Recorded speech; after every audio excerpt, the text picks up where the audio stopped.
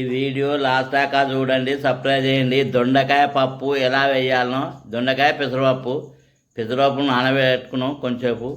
దీనికి కావాల్సిన ఐటెంలన్నీ కోసి పెట్టుకున్నాం. దొండకాయలు చిన్నగా కోసినాం, ఉల్లిగడ్డ, పచ్చిమిరపకాయలు, కొత్తిమీర, మెంతి, పుదీనా, కల్జామాకు రెడీ ఉన్నది.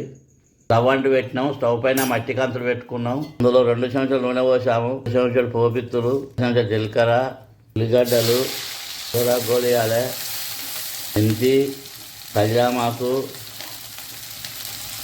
పచ్చిమిర్చి దూరగా గోలియాలి, కొత్తిమీర, పుదీనా, కల్జామాకు, 1 చెంచాడు అల్లం వెల్లిపాయ, 1 చెంచాడు పసుపు, 1/2 చెంచాడు ఇంగు, పచ్చివాసన విధాగా గోలించుకోవాలి. దొండకాయ వేసుకోవాలి, పెసరపప్పు వేసుకోవాలి, 1 చెంచాడు కారపొడి వేసుకోవాలి, తగినంత ఉప్పు. మొత్తం కలపాలి. చెంబడి నీళ్ళు పోసుకోవాలి.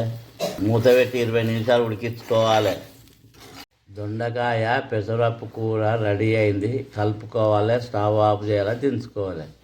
అబ్బా, పెసరకాయ దొండకాయ గుమగుమలాడుతుంది. వేడి వేడి అన్నంతో కానీ చపాతీతో కానీ తింటే చాలా రుచిగా ఉంటుంది. ఇది మళ్ళీ కావాలనిపిస్తుంది.